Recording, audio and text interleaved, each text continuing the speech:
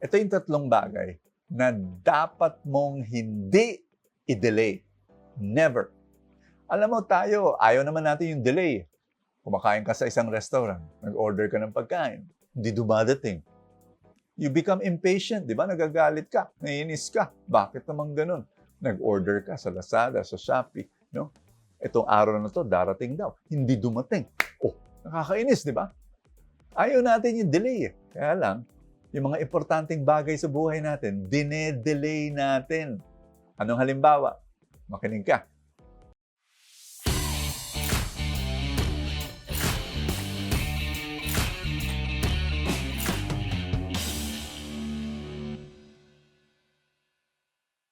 Number 1, wag natin i-delay pag we are harming our physical body. Ha? Meron akong kwento sa inyo. Meron akong kaibigan. Buong araw nakaupo sa harapan ng computer. Tapos mag-video game. Tapos manonood ng Netflix. Di ba? O puro upo yan. I was very concerned. I told him, maglakad ka naman. Mag-exercise ka naman. Alam mo ba? The new smoking is sitting. Ha?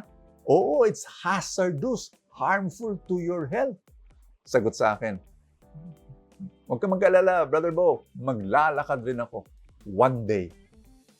One day. Alam mo, 6 years na akong, 6 years ko nang sinasabihan yan eh. Puro one day.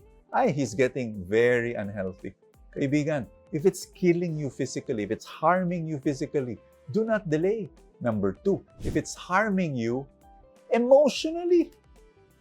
May kwento ako. Itong babaeng ito. Alam ko. Alam rin ng mga kaibigan niya. Yung boyfriend niya. Ay nako, jerk. Unfaithful. Ha? Cheater. Abusive. Humihiram ng pera. Ginagamit lang yung babaeng ito para perahan. Ha? And nakakalungkot. No? Talagang nakakalungkot.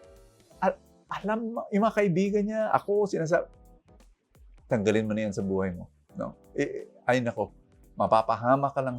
Pero yung babae, mahal ko siya eh. Alam mo, 2 years na. Hanging on. Hanging on. Alam naman niya na inaabuso lang siya. Alam naman niya. Pero hindi niya maalis-alis. Kaibigan, don't delay na.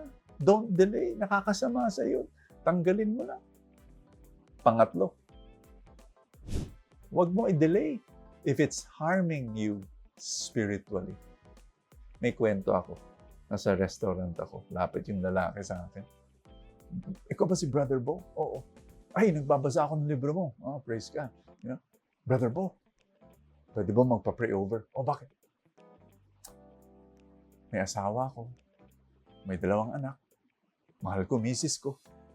Kaya lang, nahulog eh. Nahulog yung puso ko sa isa pang babae. May girlfriend ako. Brother Bo, alam ko naman na masama eh. Alam ko masama. Aalis rin ako dito sa relationship na to. Kaya lang, tina-timing ko lang. Kasi, masasaktan ko tong babaeng ito, yung girlfriend ko. Kawawa naman. Alam mo, sinabi ko sa kanya, ito, yung misis mo, sasaktan. Yung mga anak mo, masasaktan. Yung spiritual life mo, yung kaluluwa mo, masasaktan. Huwag mo na i-delay. Huwag mo na i-delay. Do not delay repentance.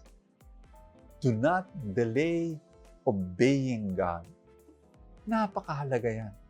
Kaibigan, our gospel for today, itong wicked servant, dahil sinabi niya, my master is long delayed. Kaya gawa pa siya ng kasalanan. Huwag mo gawin yun. Huwag mo tularan yun. You obey God now. Gawin mo na. Gawin mo na yung tama ngayon. Make that decision. Can I pray for you? In the name of the Father, and of the Son, and of the Holy Spirit. Lord, i-bless mo yung kaibigan ko that this person obeys you now. This person repents now. This person follows you now. In the mighty name of Jesus, receive power, receive grace, receive healing, receive His blessing. Amen and amen.